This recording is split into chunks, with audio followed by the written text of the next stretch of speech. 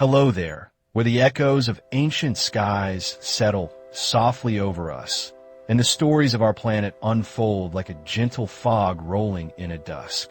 Tonight's journey takes us back to a time when the world was young in its fury, 74,000 years ago, to the heart of Sumatra, where a mountain named Toba stirred from a slumber deeper than oceans. Imagine a landscape alive with the hum of early humans, small bands wandering lush forests, their laughter mingling with the calls of unseen birds, their hands coaxing fire from flint and root from soil.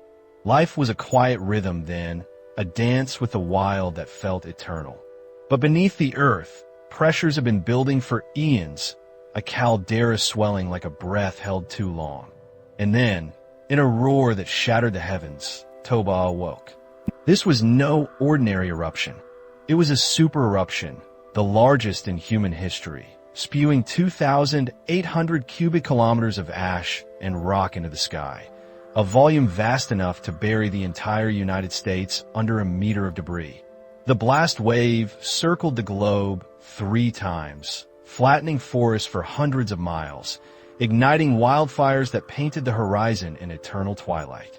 Ash fell like snow from hell, blanketing India in layers feet deep, drifting across Africa and Australia, even dusting the ice sheets of Greenland.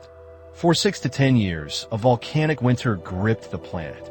Sunlight dimmed by 20 to 35%. Temperatures plummeted 3 to 5 degrees Celsius globally, up to 10 in the tropics, and rains turned acidic, scorching leaves and poisoning streams. Ecosystems teetered. Lakes froze in summer. Crops, if any existed, withered unborn. And for our ancestors, those clever Homo sapiens who had only recently spread from Africa, it was a trial by fire and frost that nearly snuffed their spark. Scientists call it the Toba catastrophe theory, a bottleneck that reduced humanity to perhaps 3,000 to 10,000 breeding individuals, a genetic whisper that echoes in our DNA today. But recent digs in South Africa's caves tell a more nuanced tale. Humans not just surviving, but thriving amid the gloom, their tools sharpening, their fires burning brighter. Tonight, we'll wander through this shadowed epic not as distant observers, but as companions to a band of survivors.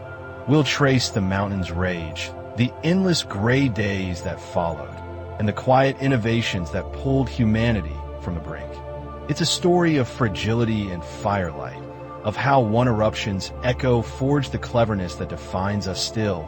A mirror, perhaps, to our own warming world, where skies darken not from ash, but from our own restless hands. Before we slip into the haze, tell me, where are you listening from tonight? Is the air outside crisp with autumn's bite, or heavy with summer's lingering warmth? Whatever your sky holds, it binds you to this ancient one, a reminder that Earth's moods, fierce and fleeting, have always shaped our steps.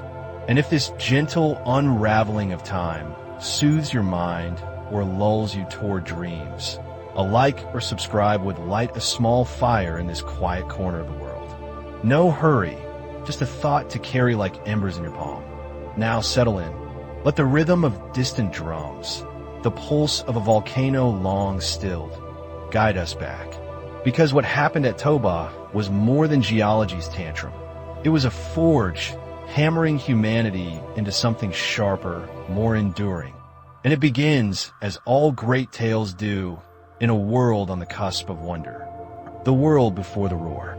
74,000 years ago, the earth was a tapestry of green and gold, woven under a sun that burned fierce and unyielding in the tropics.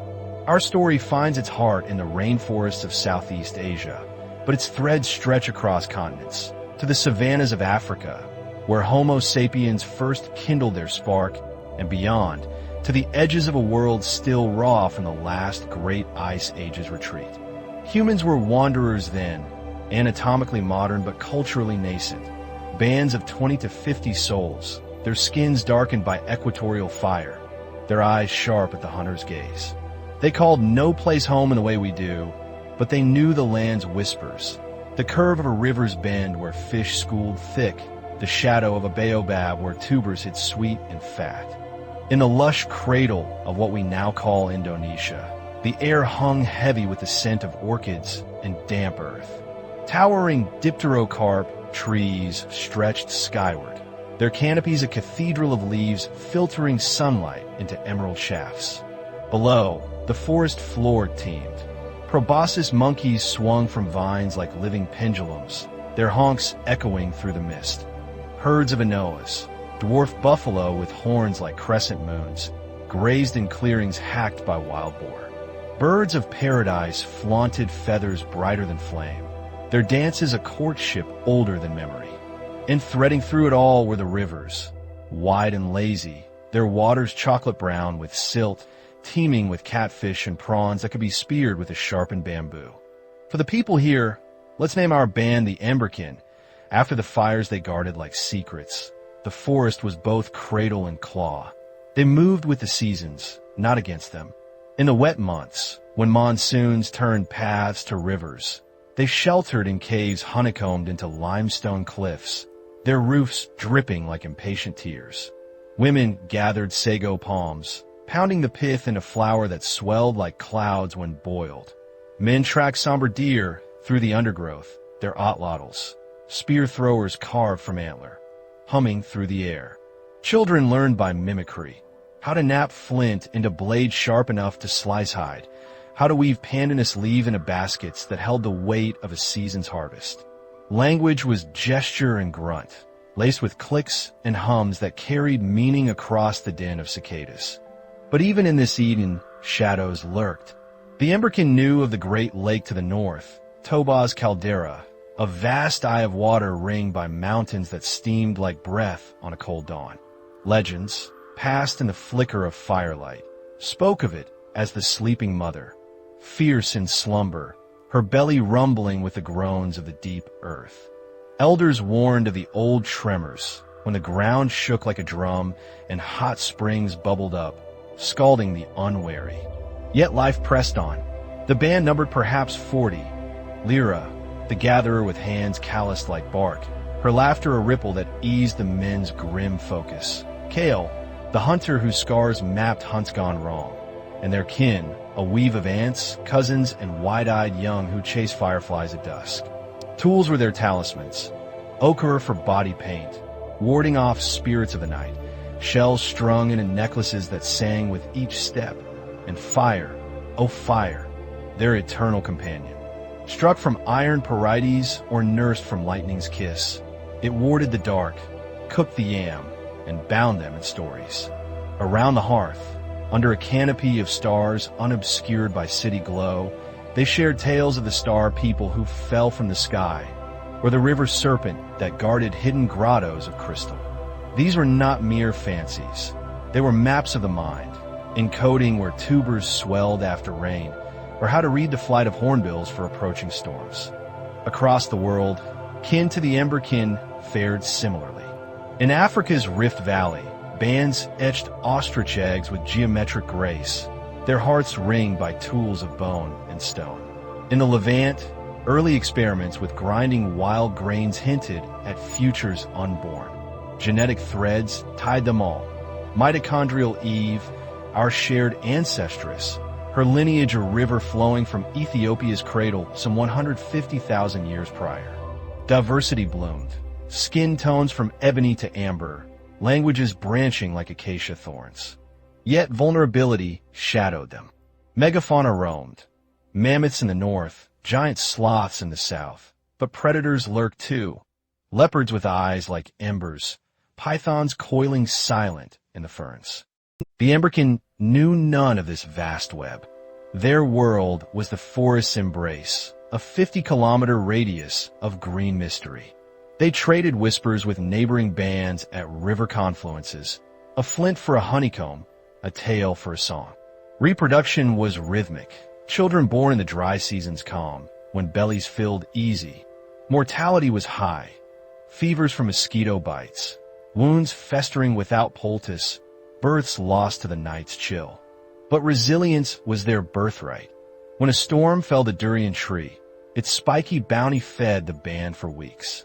When a hunt failed, tubers sustained. They were attuned to the land's moods, reading cloud veins for rain, leaf curls for drought.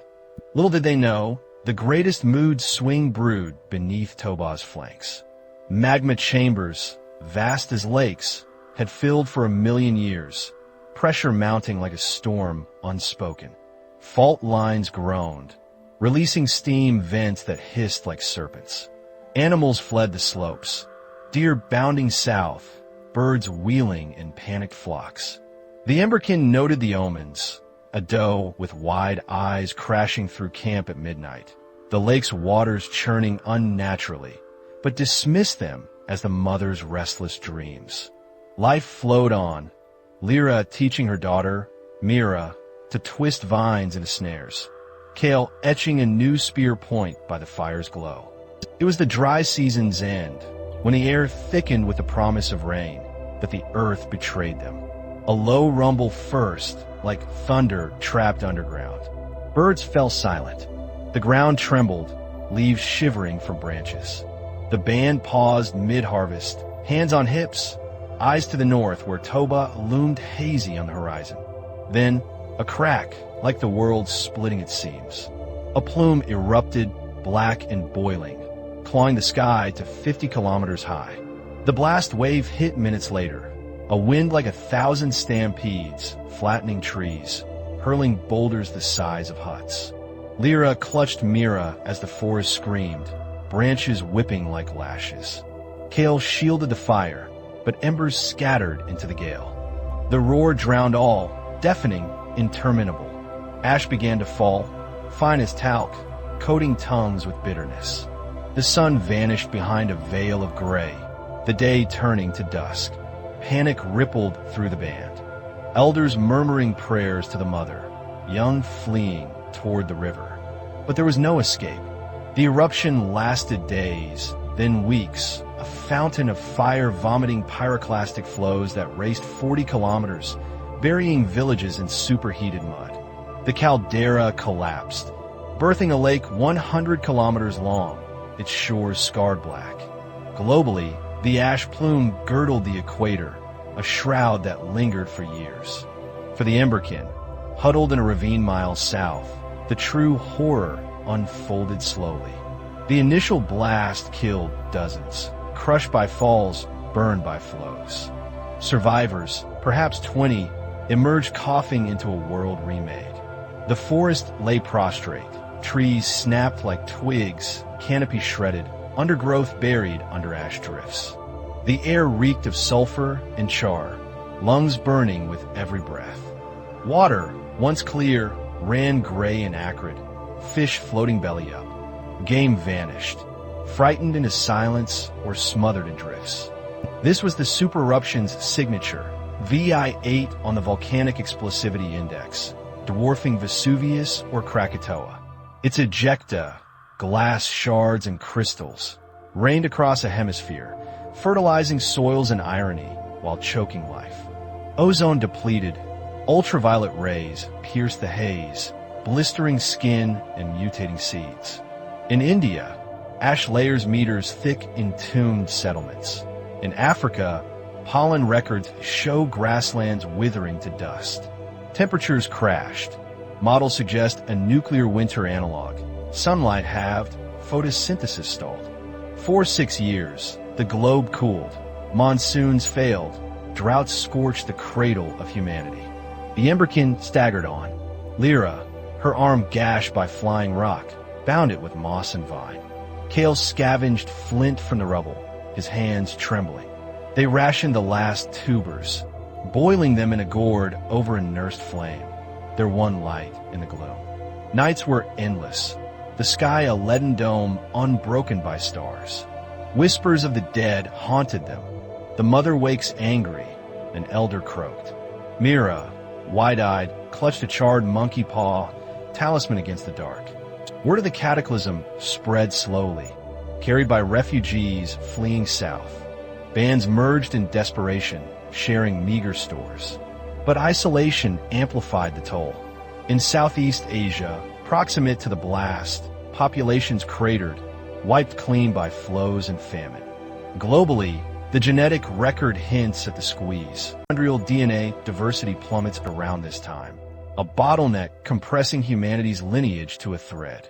Some scientists argue Toba's the culprit, a volcanic winter culling the weak, leaving survivors huddled in refugia. Others, peering into Ethiopian caves or South African middens, find continuity. Hearths still warm, shells cracked for meat, tools refined in the crisis's forge. No apocalypse, but a gauntlet, testing tempering. For the Emberkin, the gauntlet began with hunger's hollow ache.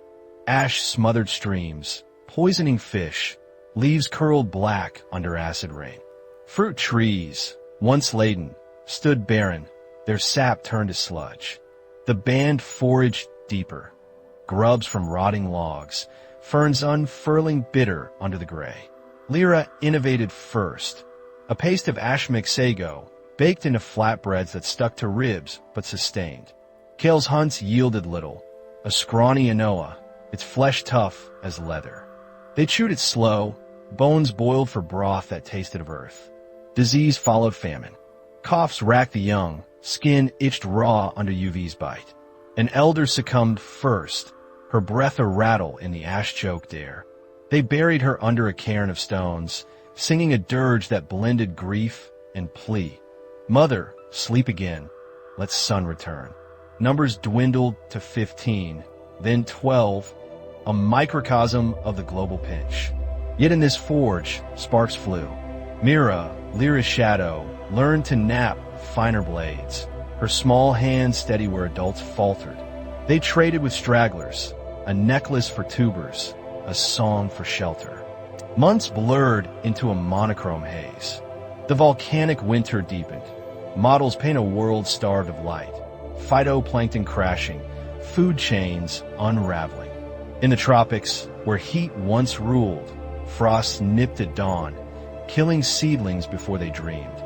The Emberkin migrated south, following rumors of clearer skies, their path a trail of abandoned camps.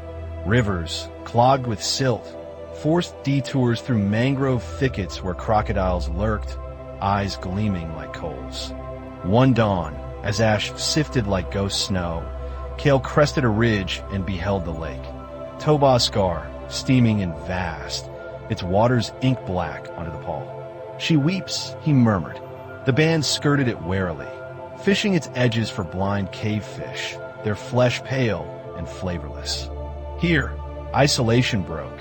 They met the Wavekin, a band of 30 from the east, their faces gaunt but eyes alight. Exchanges flowed, tools, seeds, stories. The sky burns in the north, a Wavekin elder said, but south, the mother softens. Alliances formed, bands merging into a clan of 40, stronger in union. Adaptation bloomed in adversity. Lyra discovered wild yams resilient to acid soil, their tubers swelling despite the gloom. She taught propagation, slicing corms, planting in ash-fertilized pits. Yield was meager, but reliable, a hedge against whim. Kale refined snares, weaving finer nets from vine fibers stripped in the wet. Hunts turned communal, drives for fowl blinded by ash, their wings clipped in panic. Firecraft evolved too. Sparks struck quicker from water-struck bamboo. Flames coaxed from damp tinder with patient breath. Children, the band's hope, learned doubled.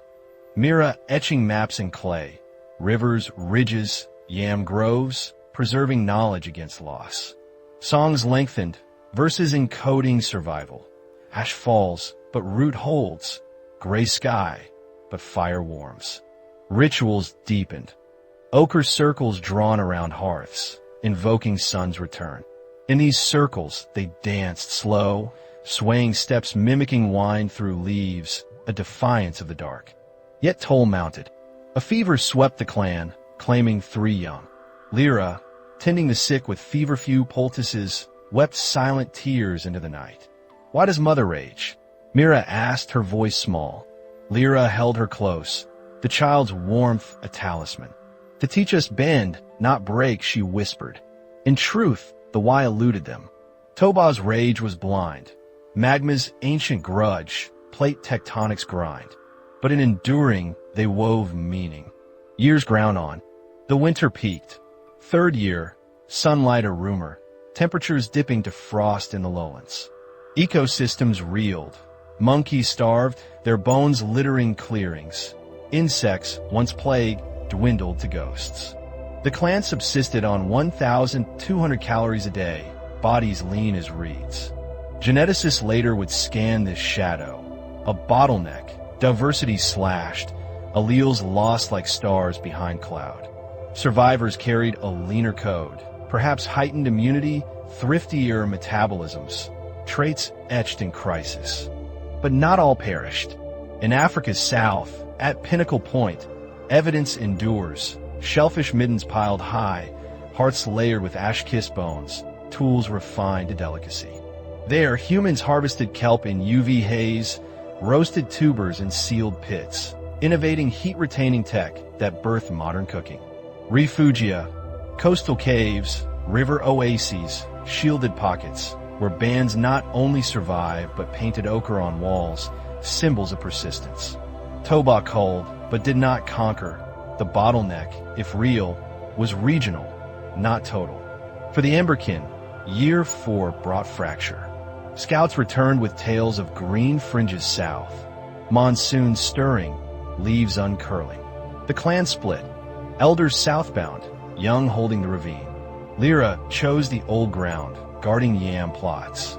Kale scouted ahead, returning with rare durian, hope sweet as forgotten sun. Hope flickered, fragile as first flame. The haze lifts, seeds of renewal. By year 6, the veil thinned. Ashfall eased, sunlight pierced in slivers, gold lances through gray. Photosynthesis stirred, ferns unrolled, grasses pierced drifts. The forest groaned back to life, opportunistic, pioneer species colonizing scars, their roots cracking pyroclastic stone. Birds returned, tentative songs threading the dawn. The Emberkin, now 28 strong through births and joins, ventured wider. Lyra's yams flowered, tubers swelling fat, Kale's nets hauled mullet from clearing streams. Renewal was ragged. Acid scars lingered, trees stunted, soils leached. Megafauna faltered, elephants thinned, rhinos vanished from ranges. But opportunity bloomed in gaps. The clan exploited bamboo thickets, harvesting shoots tender and nutritious. Mira, now adolescent, led gathers, her maps guiding to hidden glades where wild ginger thrived, its rhizomes a spice against bland fare. Social bonds tightened. The merger with Wavekin birthed customs, shared hunts, where kills divided by need. Moon dances blending steps, forging identity. Language enriched, new words for ash bread, gray year. Trade revived. Flint nodules bartered for shells from coastals, ochre for honey from hill folk. Networks wove, resilience multiplied. Innovation's fire burned brightest. In the crisis, brains sharpened, perhaps Toba's stress selected for cunning, as bottlenecks prune the dull. The clan refined bows, sinew strings from Minoa gut, arrows fletched with crow, feathers scavenged from drifts. Traps evolved, pitfalls lined with thorns, snares triggered by bent saplings. Lyra pioneered storage, pits lined with leaves, sealed against rot, preserving yam harvest through lean moons. Children embodied the shift. Mira taught siblings fire starting with a bow drill, with spindle twirled against hearthboard, friction birthing coal. From nothing, heat, she chanted, echoing elders. Art stirred, cave walls daubed with ash-mixed ochre. Volcano plumes stylized as serpents, humans as stick figures dancing defiance. These were not idle marks. They mapped eruption's lessons, where to flee, what to hoard. Globally, Toba's legacy unfolded uneven. In India, ash layers birthed fertile black soils, monsoon rebirthed lush, but coastal bands drowned in tsunami's wake. Africa sheltered, Rift Valley foragers diversified diets, fish, fowl, fungi, pushing cognitive leaps. Genetic drift narrowed. Y chromosome and mtDNA show low diversity, a Toba scar debated but persistent. Survivors, winnowed, carried alleles for endurance, lactase persistence precursors, immune tweaks against famine's toll. For the Emberkin, year 8 marked turning. Sun returned full, monsoons drenching the land in silver sheets. The forest exploded, vines reclaiming ruins, fruits swelling pendulous. Game bounded back, deer herds thundering, monkeys chattering from reborn canopies. The clan feasted, roast somber spiced with ginger, sago cakes drizzled in honey. Lyra, gray-streaked, watched Mira snare her first fowl, pride swelling like river in flood. But scars endured. Elders spoke of the gray time in hushed tones, tales of endless night, hunger's ghost. These became lore, warnings against hubris, pleas to mother for mercy. Reproduction surged, births doubling as bellies filled. The band swelled to 60, spilling into satellite camps, fishers by river, gatherers in glades. Kale, aged but unbowed, led the first great migration south. Not flight, but expansion. Scouts charted paths through healed lands, trading kin with distant bands. Mira, now woman, bore a son, named Ashen for the veil that birthed him. In his eyes, the clan's future gleamed, clever hands, stories etched deep. Decades wove into centuries. Toba's lake cooled to azure, its shores greening with figs and teak. The Emberkin evolved. Villages ringed by yam fields, tools traded far as coasts. Art flourished, beads of volcanic glass, flutes from bamboo scar by flows. Language branched, myths of the sleeping mother central. Eruption her labor, volcanic winter her trial, renewal her gift. The bottleneck's echo faded, but shaped all. Humanity rebounded, spreading bolder, from Africa's gates to Eurasia's steppes, Australia's shores. Cognitive sparks ignited. Symbolic thought deepened, burials adorned with ochre and shell, hinting at souls beyond flesh. Toba, in culling, concentrated genius, selecting for cooperation, foresight, the fire that warms not just body but mind. Centuries after the plume dispersed, Toba's shadow lingers in subtle ways. Geneticists scan our code, a dip in diversity around 74 Ka, alleles clustered like survivors in a cave. Though debate swirls, was it Toba's winter or Africa's droughts? The mark endures, a volcanic fingerprint on our family tree. In South Asia, lake sediments layer ash with pollen. Tropical forests crashed, then rebounded tougher, diverse. Ecosystems adapted, ferns dominating clearings, insects evolving thicker shells against acid. For humanity, the forges heat-birth tools of the mind. Post-Toba, artifacts proliferate. Finer blades, heat-treated spears, evidence of planning horizons stretching months. Cooperation deepened, bands allying against famine's ghost, knowledge pooling like rivers to sea. This troop-to-tribe shift, some say, Toba catalyzed, stress welding small groups into resilient webs.